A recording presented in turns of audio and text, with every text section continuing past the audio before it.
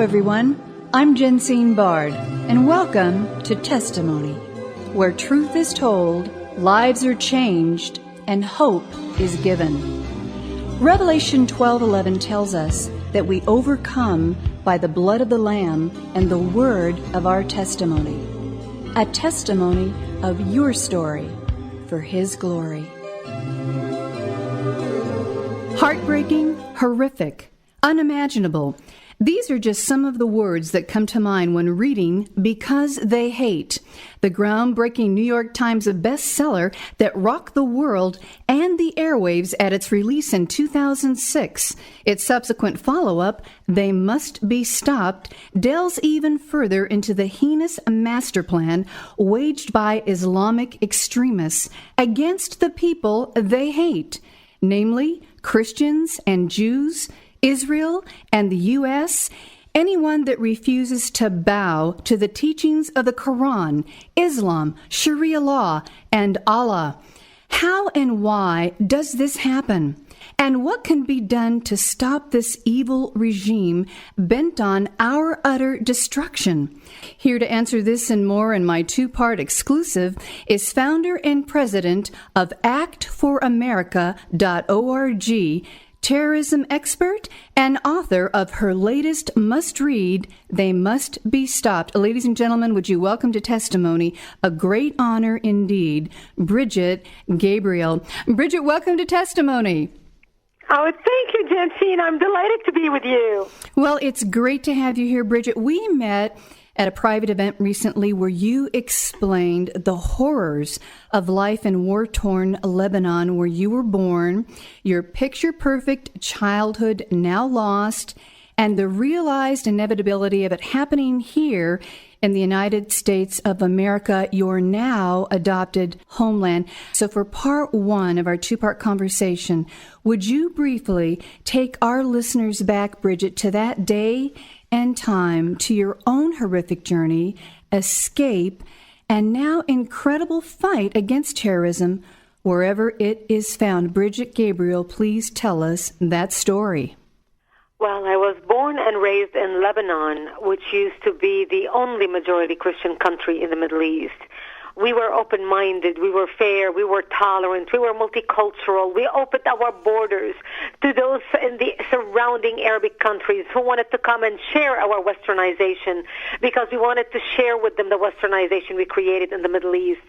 They brought their children to study in our society because we had built the best universities in the Middle East. Lebanon became known as Paris of the Middle East, the banking capital of the Middle East. That's the Lebanon that I was born into.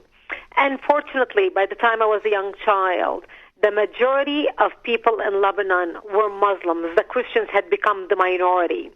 And once the Muslims became the majority, they declared war on the Christians, and they started massacring the Christians. My 9/11 happened to me in 1975 in southern Lebanon, when radical Islamists blew up my home, bringing it down, burying me under the rubble wounded. I ended up in a hospital for 2.5 months.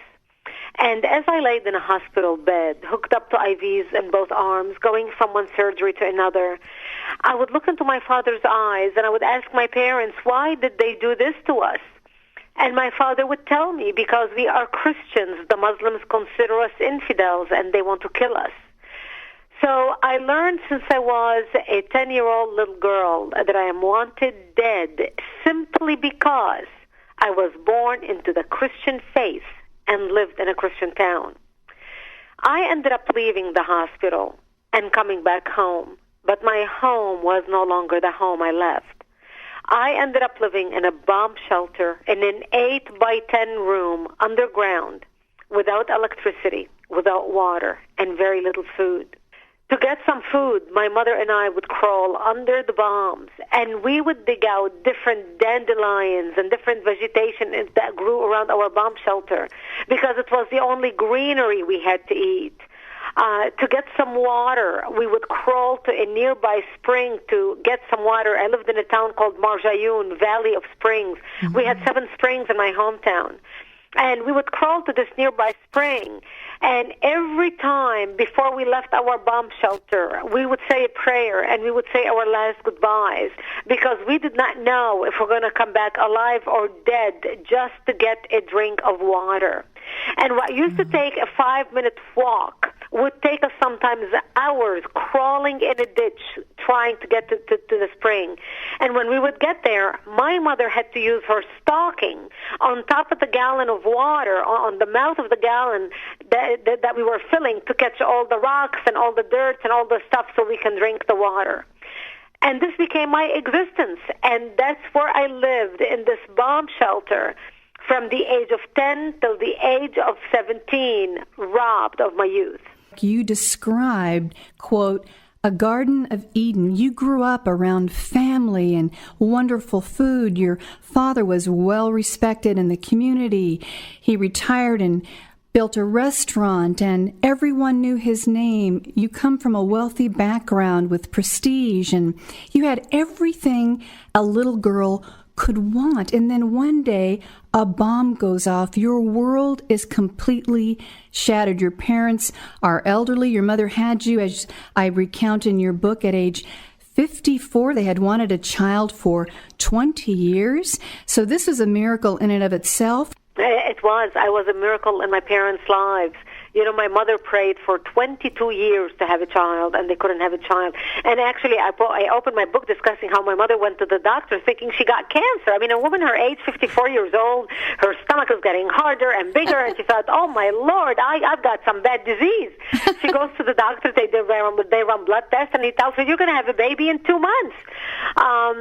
And so I was born into that world of being adored and worshipped by my parents, and to being raised with such love, with such attention, with such comfort. I mean, I had a chauffeur to drive me to school. We had maids in the home.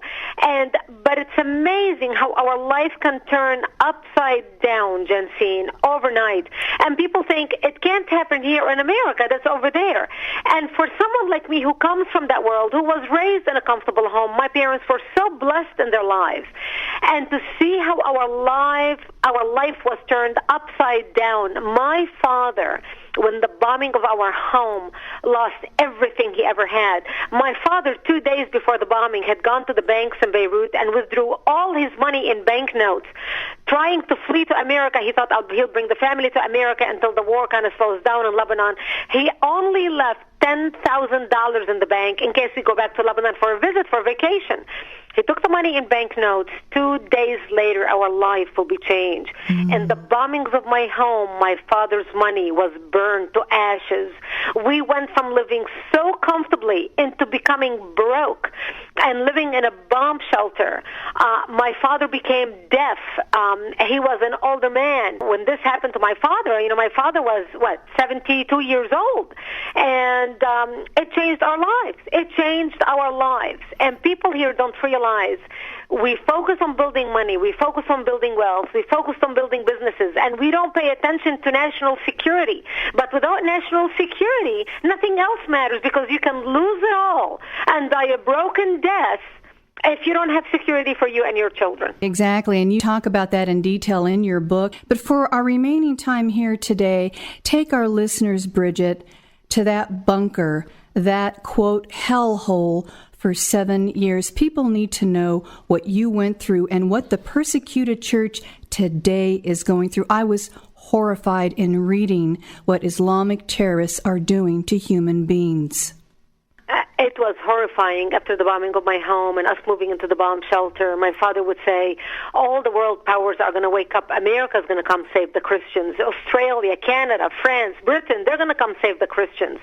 And nobody really understood our plights. And as the Islamists, the Palestinians, and the Muslims were growing in Lebanon and massacring the Christians, city after city, they surrounded a city called Damour, which was one of the largest Christian cities in Lebanon. They hid in churches thinking they're not going to come to the churches and kill us because this is a house of worship.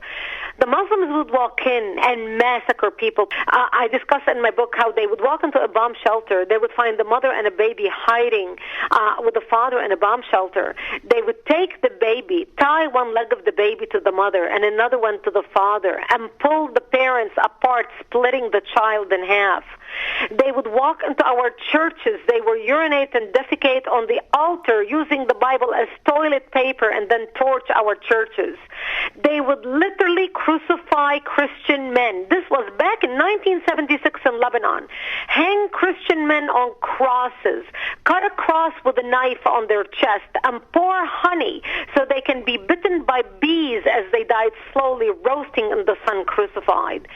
They committed monstrosities that was seldom reported in the Western media because all the media was located in West Beirut, the area that the Islamists occupied and Yasser Arafat occupied, which, by the way, it's still now the base for Hezbollah in Lebanon. This is the area that Israel bombed in 2006 when they were bombing Lebanon, when they were bombing Beirut. My own story, when we were in the bomb shelter, after 3 years of living such a miserable existence, I remember one night one of our Christian militia stopped by and he said, Brigitte, I just want to tell you that we heard a lot of chatter on the radio and we heard that they're going to come attack us tonight. And he said, I don't think we're going to last because we lost so many men. We are not going to be able to defend ourselves. He said, if I don't see you tomorrow, I wish you a merciful death. And he gives me a hug and he leaves. And I remember, Jensine, dressing in my Easter dress, my Sunday best, because I wanted to look pretty when I am dead, knowing that when they come to slaughter me, there would be no one to bury me.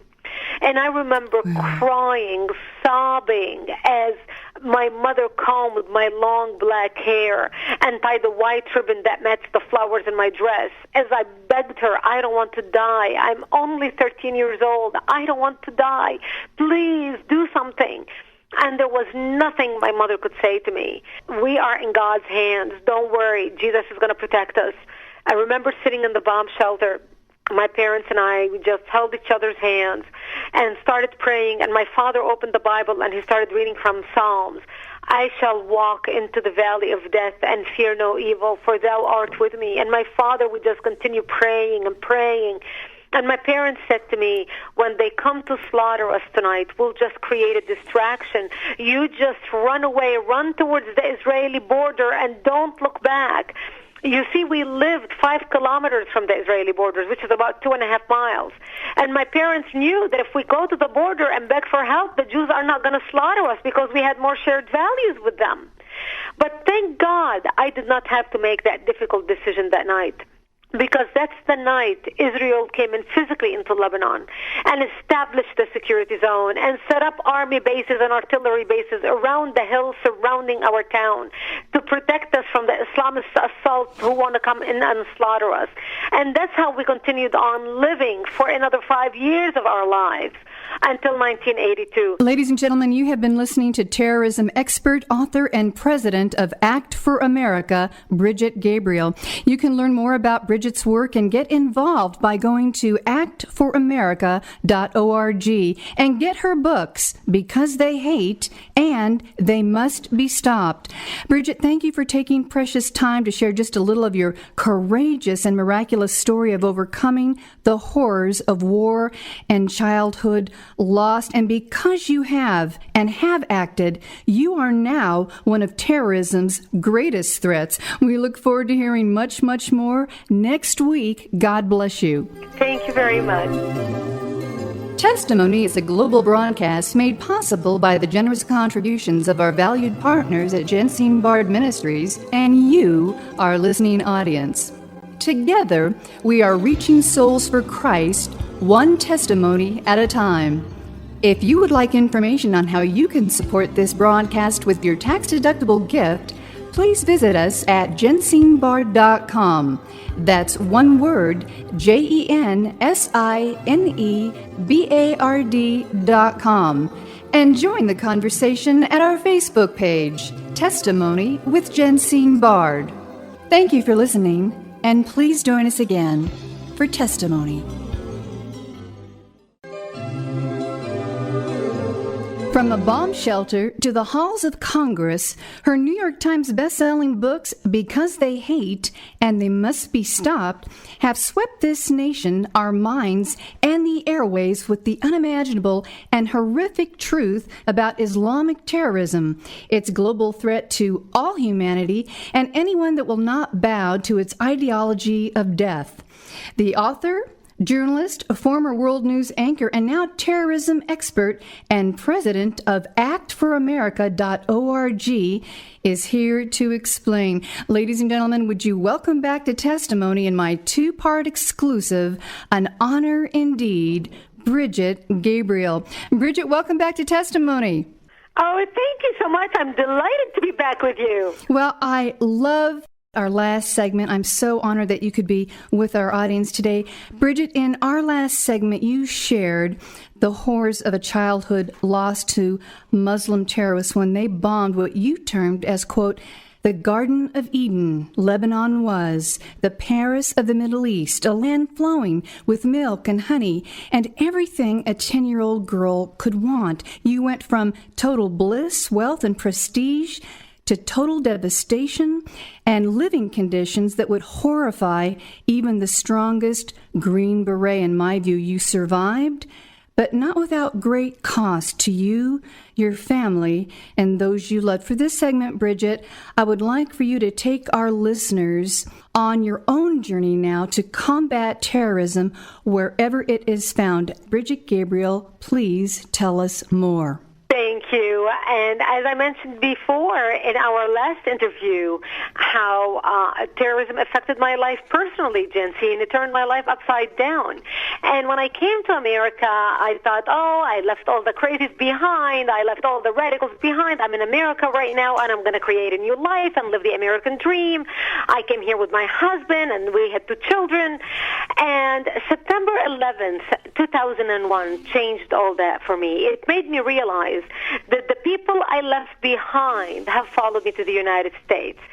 And I remember sitting there laying on my couch for 6 days after September 11th thinking, what can I do? How can I make a difference?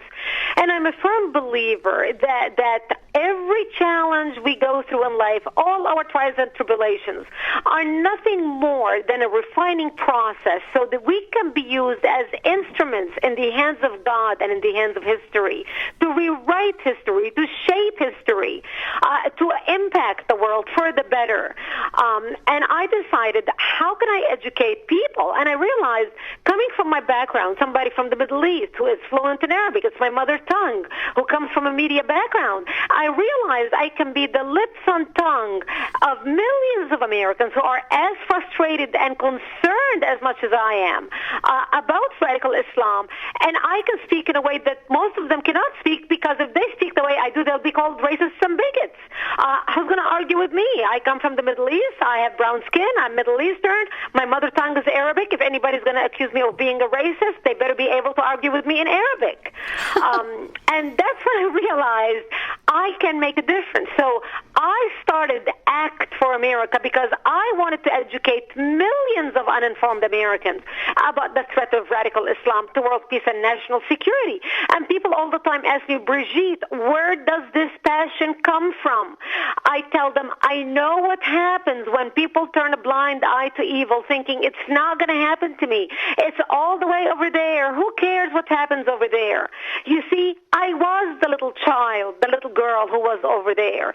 And I was the little girl who dressed in her burial clothes at the age of 13, begging not to die because I was going to be slaughtered. I know what it's like to be ignored, neglected, where good people turn a blind eye. And so I launched Act for America. I'm proud to tell you that today Act for America is the largest national security grassroots organization in the United States, with 300,000 members, 1,000 chapters nationwide, and a full-time director of government relations on Capitol Hill. We have passed in the last 5 years 42 bills in 22 states relating to national security. I'm also proud to tell you that we have chapters in 11 countries around the world. So for those of you listening to us internationally and listening to those broadcasts, and you are concerned about the rise of radical Islam, and you are concerned about terrorism, and wondering what you can do in your own country, in your own community to make a difference, go to our website, actforamerica.org. Click on our chapters. You'll see our international chapters, and start a chapter in your community. If there is no chapter in your country, start one. We will help you. We will train you. We want you engaged no matter where you are. Wonderful, Brigitte, and hearing you speak personally and going into depth of the real horrors and threat of global terrorism, I can attest to everything that you've just said. And did you think as a 10-year-old girl God would call you to do what you are doing today? No, because as a child, I never knew why I was going through what I was going. I remember being a teenager in the bomb shelter and praying to God, how could you do this to us? How could you allow this to happen to us?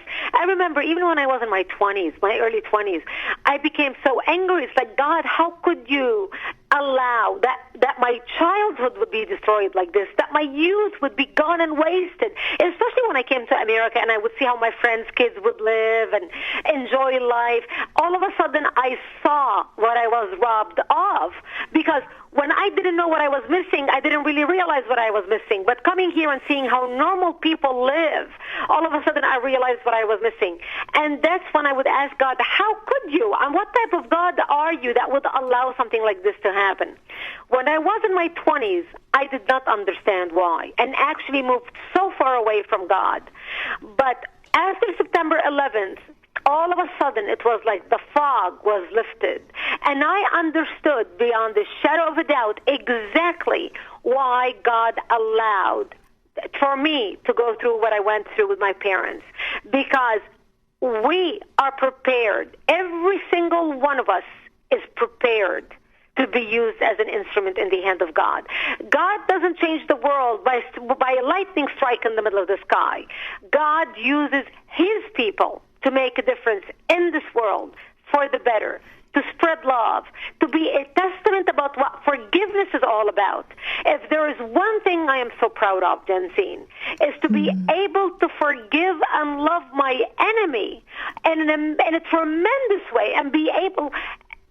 I went through what I went through, not only to be able to learn about forgiveness and moving forward, but to be able to take my passion and my love for my adopted country, the United States, and be able to light a fire under millions of Americans who feel the way I feel, who have the passion I have, the love of country that I have, and the concern that I have about the rise of evil around the world and why we all must come together and work together. So at the end of the day, those of you who are listening, no matter what you're going through in life today, you may be stuck in a horrible situation wondering to yourself, why am I going through this? Just know, after you're listening to me, that God has a purpose for you and God has a plan. You are going to fulfill your destiny, just like I know without a shadow of a doubt that I am fulfilling my destiny and living my purpose. And now I understand why God allowed me to go through the years and the pain that I have gone through. Amen and amen, Brigitte. I'm reminded of that scripture that says, we will go through trials and tribulations, but God delivers us out of it all. Brigitte, has your Christian faith given you the boldness that you have, the fearlessness? Where does this come from, and why, in your view, do, quote, moderate Muslims fail to step up to the plate and speak their mind when they're given opportunity? Or is there such a thing as a, quote, moderate Muslim? Well, as Christians, we are raised to love. We are raised to forgive. We are raised to pray for our enemy. That's a part of our upbringing. That's a part of our Judeo-Christian principles and base and teachings. You know, Jesus says, whoever slaps you on one cheek, you turn the other. So as Christians, we are taught to stand up against evil. Jesus walked into the temple kicking the tables around, angry angry. People ask me all the time, well, we as Christians, we can't get angry. Of course you can get angry. Jesus got angry, because how could you not get angry when you see evil? How could you not get angry when you see innocent men being burned in a cage, like what ISIS did to the Jordanian pilot, chaining him to a cage, lighting him on fire and watching him die and recording it? I mean, such inhumane, or selling children and using them as sex slaves. How could you stand idly by and not feel such passion to stand up and fight evil and work for the good in this world, for healing and for good at the same time? You know, just because we stand up against evil does not mean we hate. It means we love, and because of the depth of our love, because of the depth of our passion for changing the world, for making people happy, for letting people understand what real joy, what real love, what real forgiveness is all about, that's our duty as Christians. As to the moderate Muslims and even radical Muslims, we can pray for all Muslims around the world. We can pray that they will find peace. Those who are angry, that they will be healed. Those who are filled with hate, that they can be healed.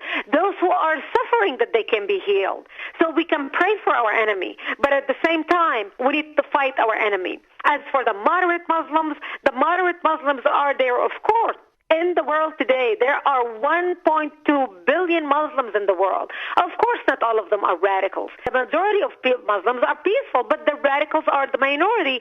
But the radicals are the most important group that we need to be discussing, because the majority moderates are truly irrelevant to the conversation. When you look at the lessons of history, you look at Germany, for example. Most Germans were peaceful, yet Nazis drove the agenda, and as a result, the Nazis drove the world into war. 60 million people died, almost 14 million in concentration camps, 6 million were Jews. The peaceful majority were irrelevant. When you look at Russia, most Russians were peaceful, yet the Russians were able to kill 20 million people. The peaceful majority were irrelevant. Chinese people were peaceful as well, yet China was able to kill 70 million people, communist China killed. The peaceful majority were irrelevant. In Japan, the same way, the radical Japanese were able to kill 12 million people in Southeast Asia. The peaceful majority were irrelevant. When you look at America, on September 11th, 2001, we had 2.3 million Muslims living in the United States. It took only 19 radicals to destroy the World Trade Center, attack the Pentagon, and kill almost 3,000 Americans on that day. The peaceful majority were irrelevant, and the only people we need to be discussing are the devout radical Muslims and what we need to do to defeat them. Ladies and gentlemen, you have been listening to terrorism expert, author, and president of Act for America, Brigitte Gabriel. You can learn more about Brigitte's work and get involved by going to her website, actforamerica.org, and get her books, Because They Hate and They Must Be Stopped. Brigitte, it has truly been an honor having you on the program to educate, warn, inspire, and put a fire under slumbering Americans who refuse or are ignorant of Islamic terrorism being played out before our very eyes. We thank you, are grateful. God bless and protect you. Thank you. Testimony is a global broadcast made possible by the generous contributions of our valued partners at Jensine Bard Ministries and you, our listening audience. Together, we are reaching souls for Christ, one testimony at a time. If you would like information on how you can support this broadcast with your tax-deductible gift, please visit us at jensinebard.com. That's one word, JENSINEBARD.com. And join the conversation at our Facebook page, Testimony with Jensine Bard. Thank you for listening, and please join us again for Testimony.